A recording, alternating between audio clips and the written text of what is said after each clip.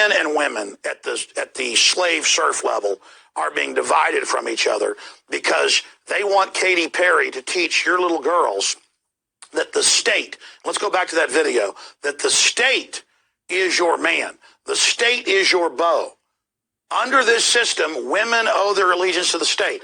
What did another feminist say close to, 90 years ago in public letters?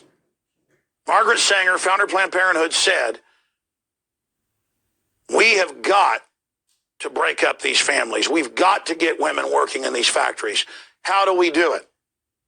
We sell them the idea that they're rebelling against their husband by doing this. Miss Magazine, on record, Gloria Steinem admits, she wrote in one of her books, look it up, that she was hired by the CIA to go in and to get women to say, raising your kids isn't good. Being at home, the most important area of the life, isn't important. Go to work. That way they can tax the man and the woman. That way the state gets the children. That way they can break down normal human culture and make the state God. Margaret Sanger went on, look this up, to break down how they had to get women to see men as the enemy. And again, she went on to say, we'll use blacks because they're the weakest group, they're the poorest group, they're the most institutionalized group. At that time, just being 70 years or so out of slavery in the 1860s. She said, what we'll do is just like we had the old system of the women were brought into the house. You're getting the big secret of feminism right now. Just like the house slave was always a woman and the men were kept out in the barn and weren't allowed to read or write, we're going to set women up as the minders of society again. There's actually Roman handbooks on this from 2,000 years ago where they talk about, with white slaves at that time, mainly from Western Europe, you bring in the slaves, you kill a couple of the men in front of the women, you even kill some of the kids, and you tell the women, it's your job to keep these men in line or we're going to kill all of you. And they found that women, believing they were protecting people, would become incredible oppressors and tattletales over the men.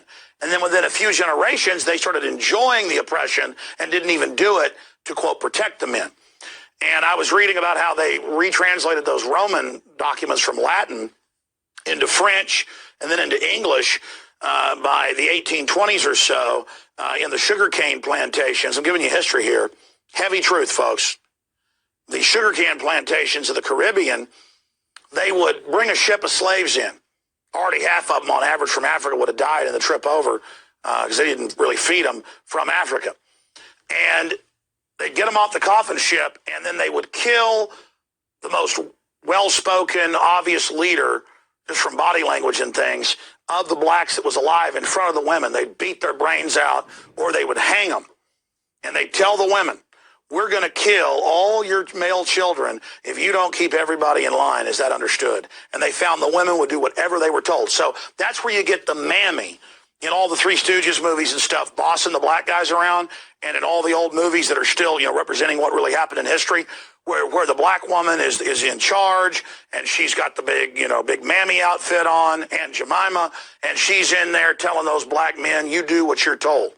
In fact, in this culture, got so dominant that my father, when he would pick cotton, and he did pick cotton, even though he came from a middle-class family, he was sent out to pick cotton, that he would go out and pick cotton on adjacent farms, and that they had groups of black people out there picking the cotton.